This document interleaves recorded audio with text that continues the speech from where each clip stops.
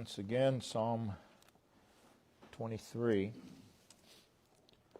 Looking at living the life of Psalm 23, this would be a life of His presence. Verse 4, Yea, though I walk through the valley of the shadow of death, I'll fear no evil, for Thou art with me. For Thou art with me. Those are wonderful words. Living life in the enjoyment of God's presence. That ought to be so of all of us. In this fourth verse, again, David is speaking of adverse circumstances,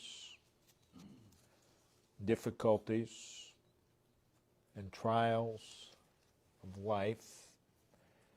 And he says, yea, though. So, the difficulties and the trials is not what marks his life. Yea, though I walk through the valley of the shadow of death. Reading on, as you read the rest of the psalm, you see that, again, circumstances do not determine one's spiritual condition. People will use circumstances as an excuse for their poor spiritual condition, but they've got it all wrong, because circumstances do not determine our spiritual condition. The adverse circumstances and trials of life do not have to be and should not be a distraction in the spiritual life of a child of God. But they ought to be a continuation of a personal relationship with the Lord.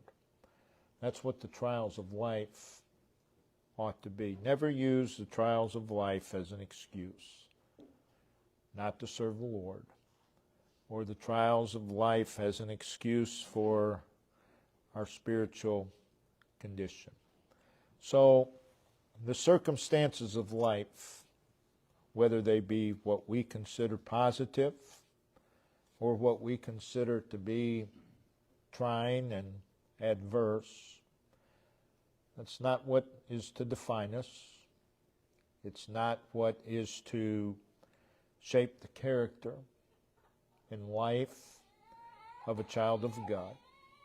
I have known people who their whole life becomes defined by a trial in their life. Trial may have happened decades ago, but they've allowed that thing to shape their life, define their life, and that's never right for a child of God.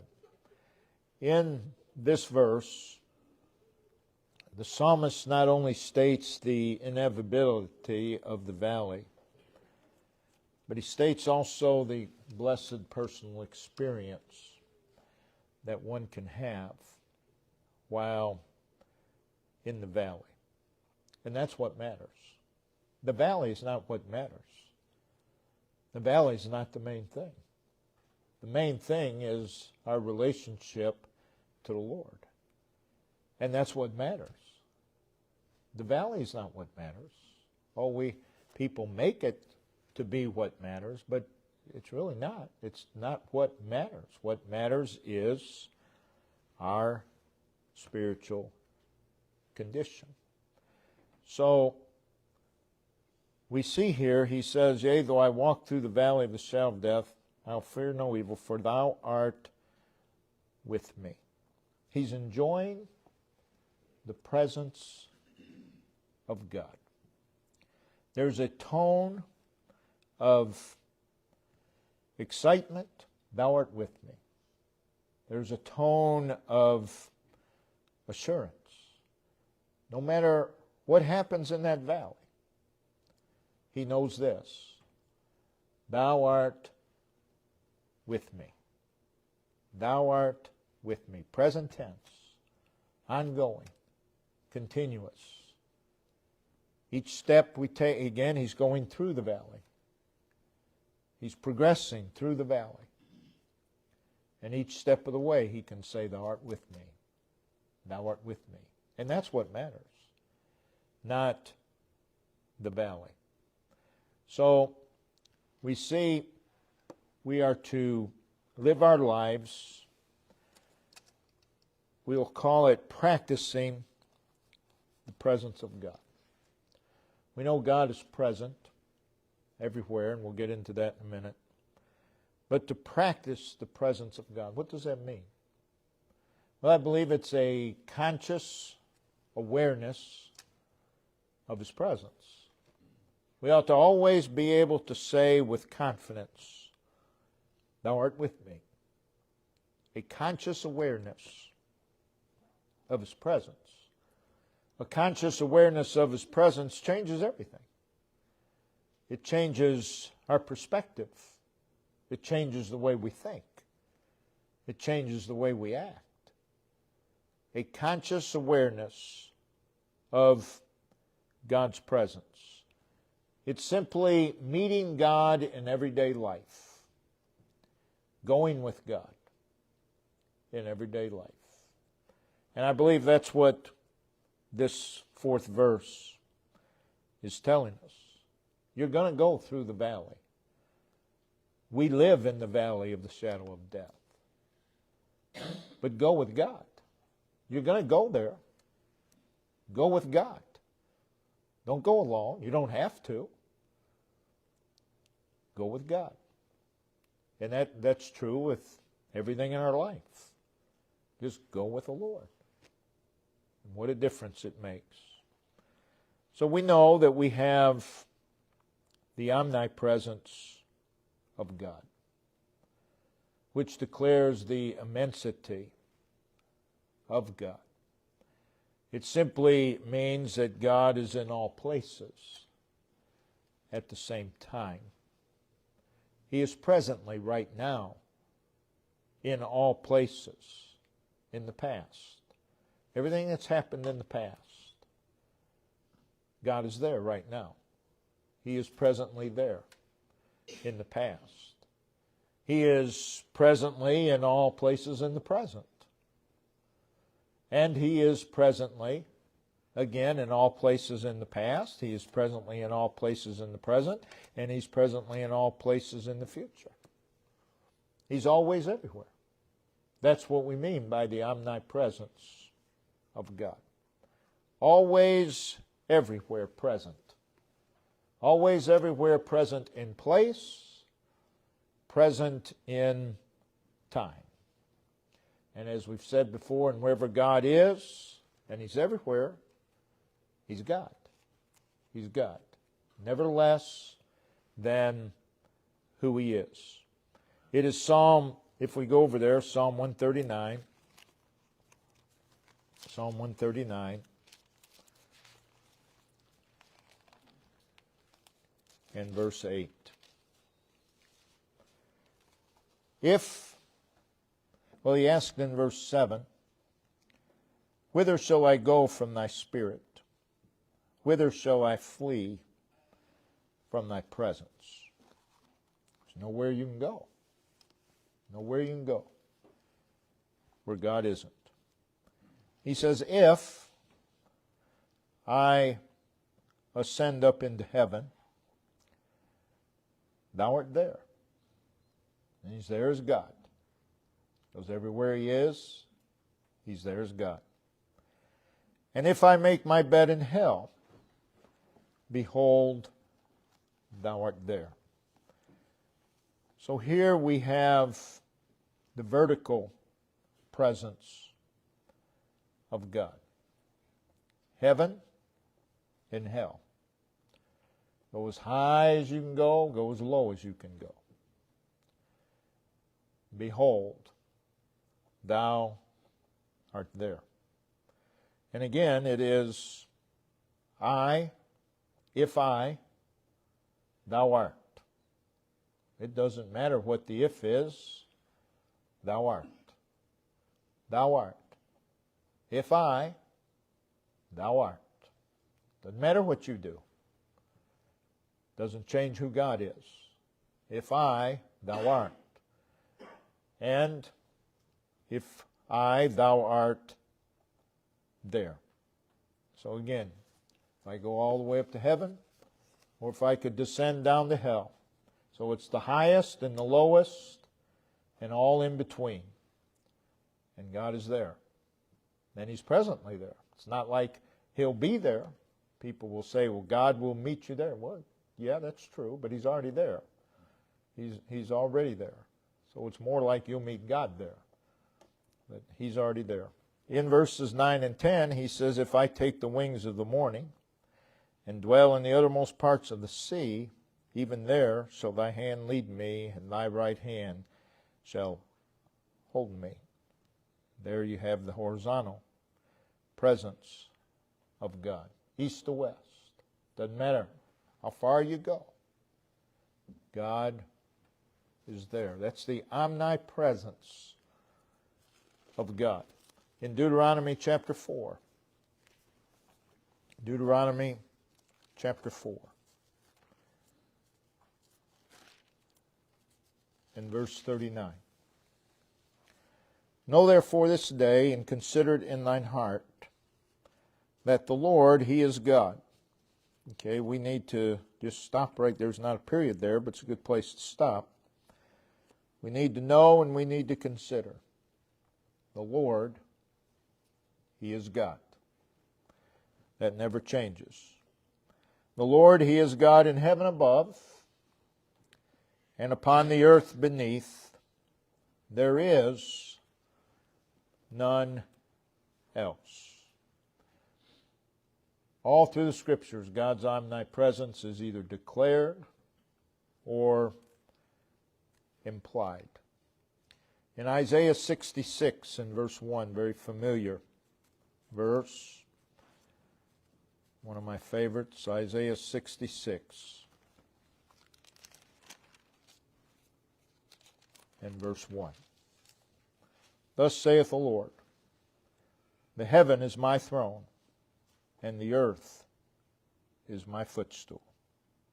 What a picture. What a picture.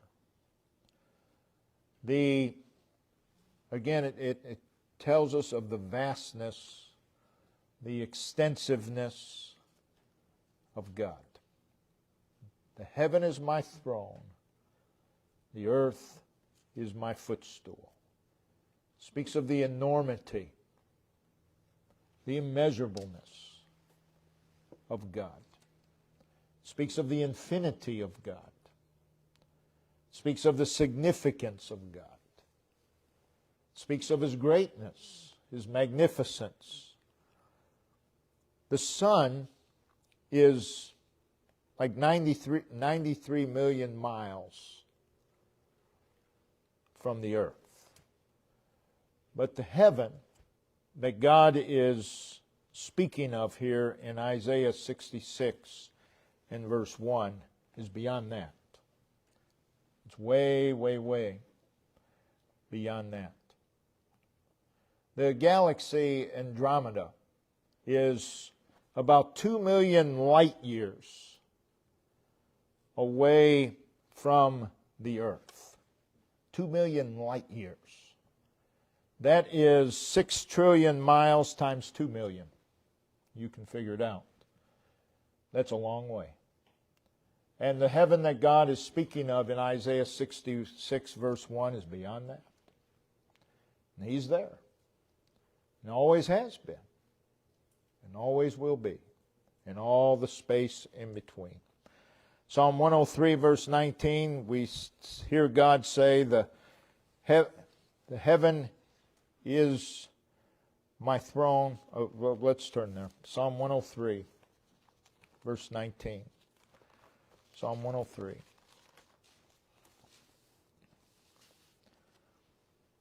The Lord hath prepared His throne in the heavens, and His kingdom ruleth over all. His throne is in the heavens. His kingdom is everywhere.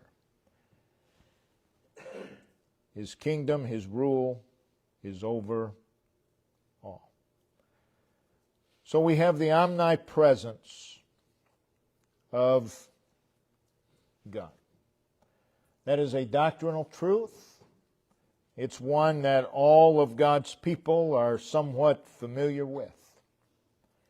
The omnipresence of God.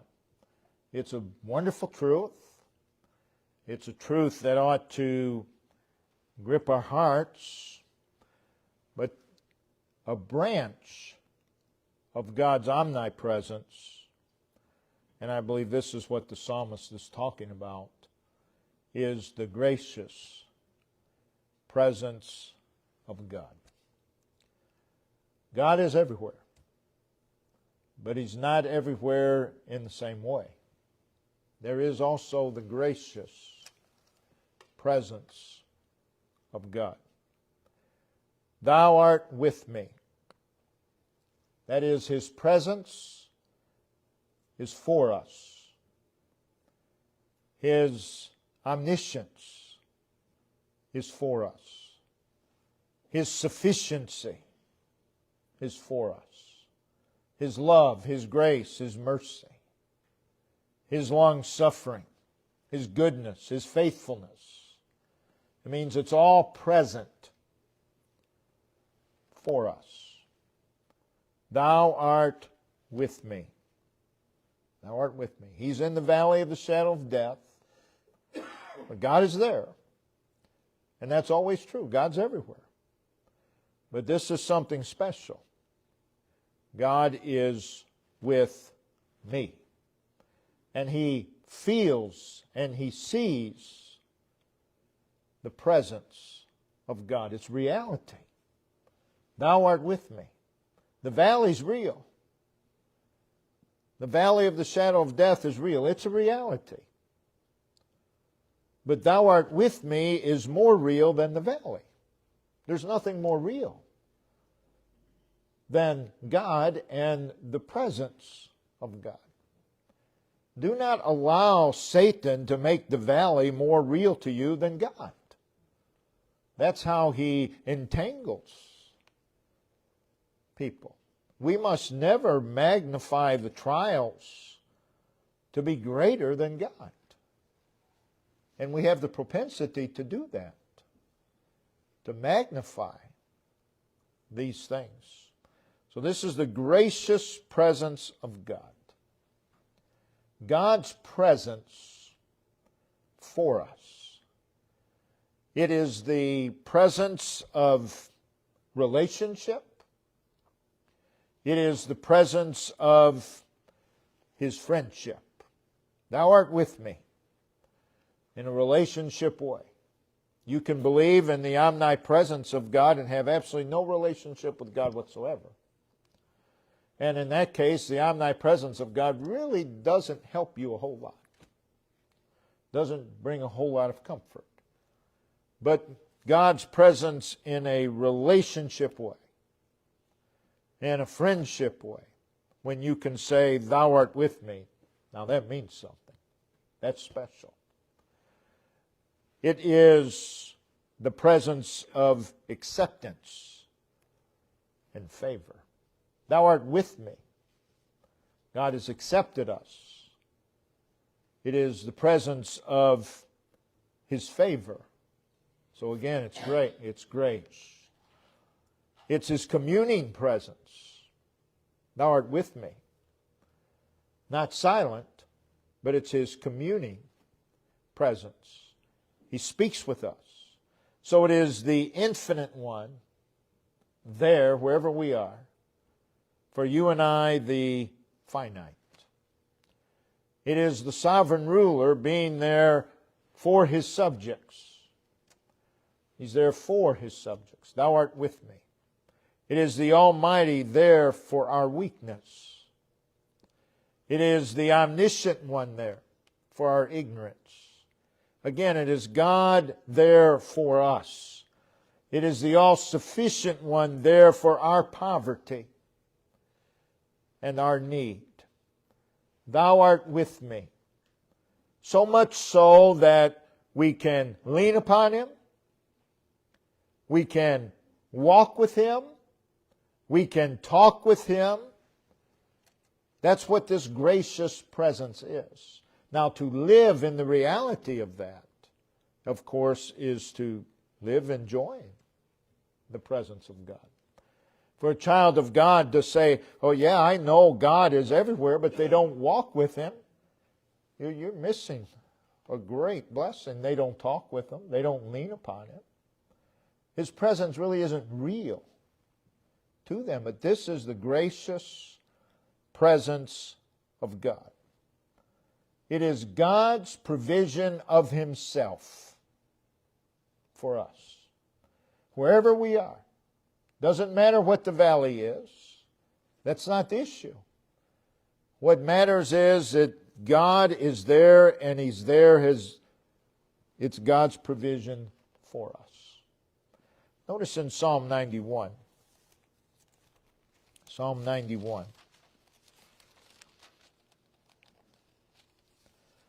In verse 1 he says, He that dwelleth in the secret place of the Most High. That's God.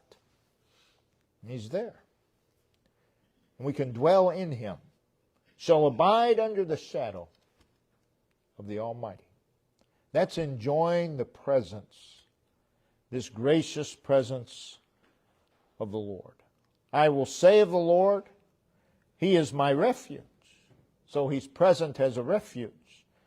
And my fortress. He's present as a refuge. He's present as a fortress. To live in the presence of God is to enjoy God as a refuge and fortress. My God. He is my God. My God is present with me. Thou art with me. Thou being God. He's my God. To live in the presence of God is to enjoy Him as God. Let's just be honest. Most of God's people, they don't enjoy God. Listen to them talk. They do not enjoy God. Something's terribly wrong. But in this living in this gracious presence, we enjoy Him and we make Him our trust. And we see confidence, surely He shall deliver thee. And then he begins to mention some trials. There's the snare of the fowler. There's the noisome pestilence. He shall cover thee with His feathers. That's His presence. And under His wings shalt thou trust. His truth shall be thy shield and buckler. He goes on. He mentions the terror by night and the arrow that flieth by day. He mentions pestilence in verse 6. He mentions darkness. He mentions destruction. And that at the noonday. In verse 7 he mentions people falling. 1,000 shall fall by thy side and 10,000 at thy right hand. But it shall not come nigh thee. Verse 9 we see, verse 10, he mentions evil. And he mentions a plague. In verse 13, he mentions the lion and the adder and the young lion and the dragon. And in verse 15, he mentions trouble. So these are all the things that can come upon us. But God provides Himself for us in all of those. In all of those things, as terrible as they might be, none of them are larger than God. None of them are as real as God. So again, what a blessing when the psalmist says, Thou art with me. It is God available to us. God available to us. That's His gracious presence.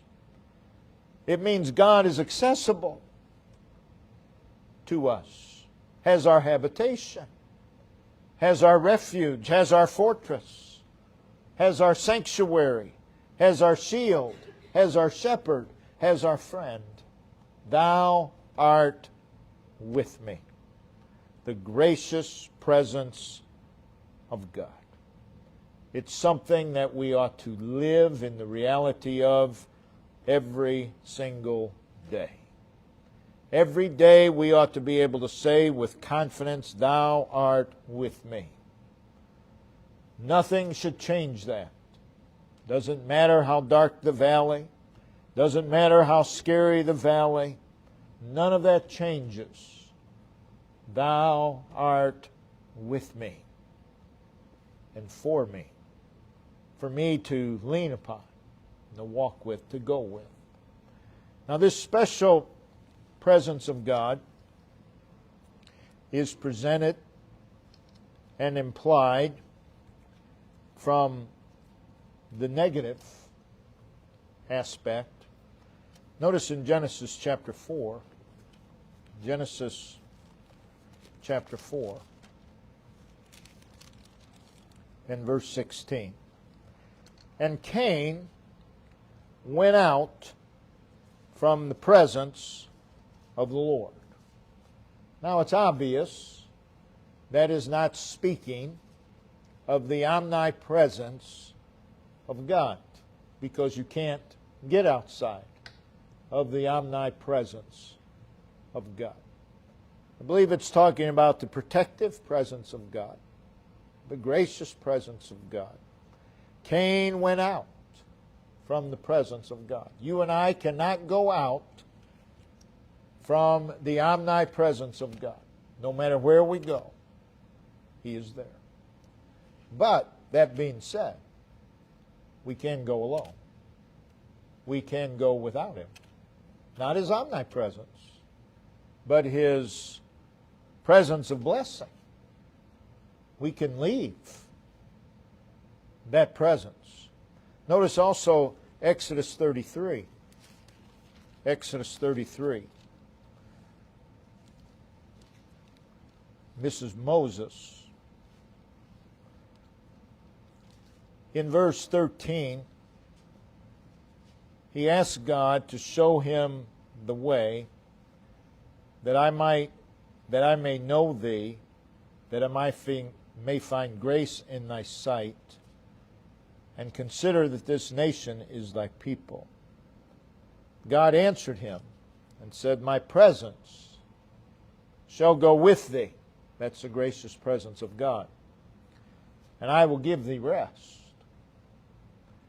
And he said unto him, this is Moses speaking now, if thy presence go not with me. Now that, once again, not talking about the omnipresence of God. It's talking about the gracious presence of God, the presence that gives rest. And Moses had enough sense to say, if thy presence go not with me, carry us up not up hence.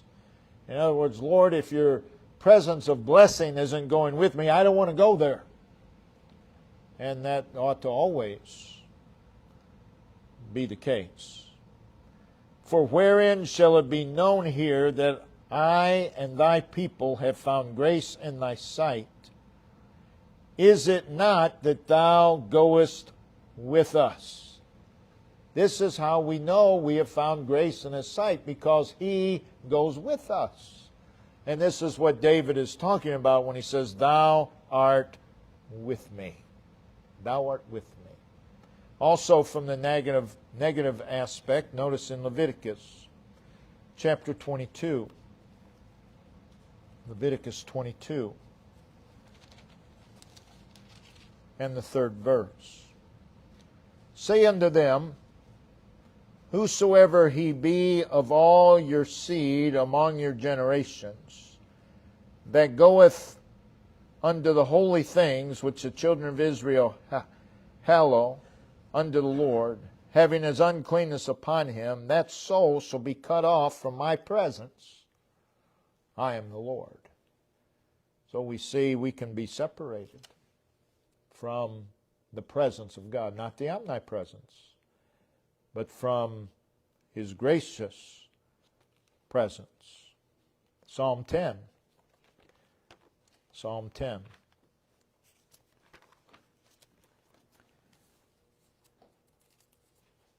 and verse 1.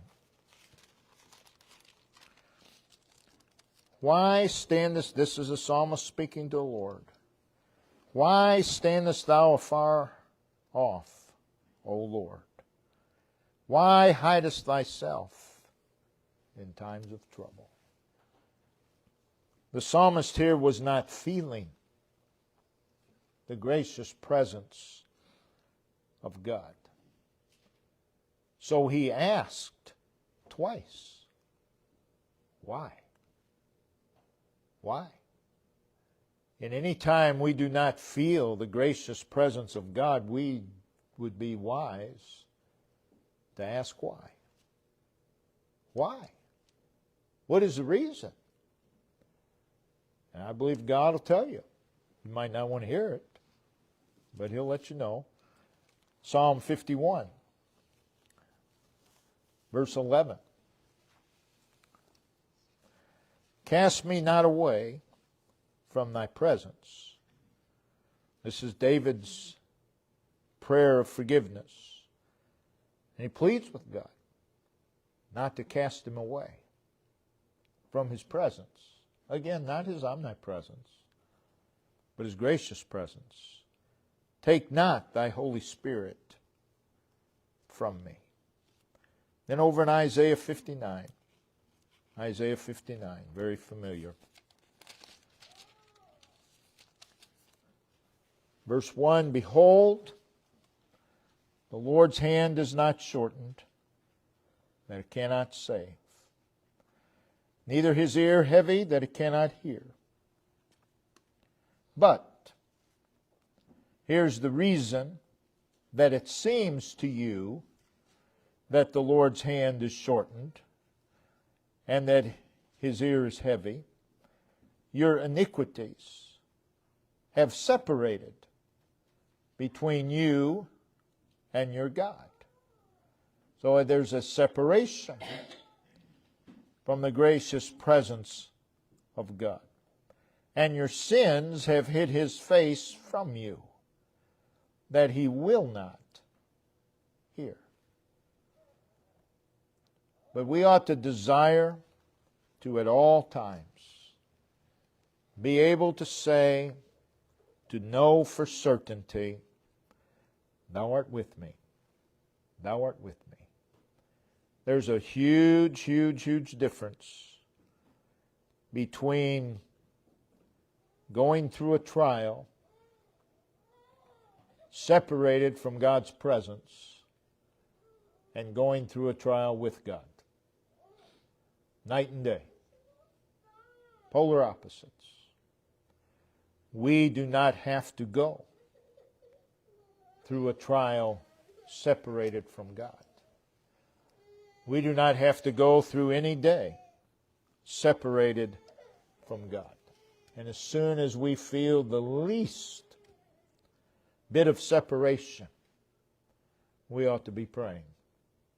We ought to be examining our hearts. Well, this is not a good place for me to continue, so we'll stop. But we'll look at this special gracious presence of God from the positive aspect. But again, what a blessing to be able to say, Thou art with me. To get up in the morning and know, Thou art with me. To go through the day, Thou art with me. To go to bed at night, Thou art with me. And then to start all over the next day. What a wonderful way to live life. Brother Ben, if you'll come and lead us in verses of Psalm.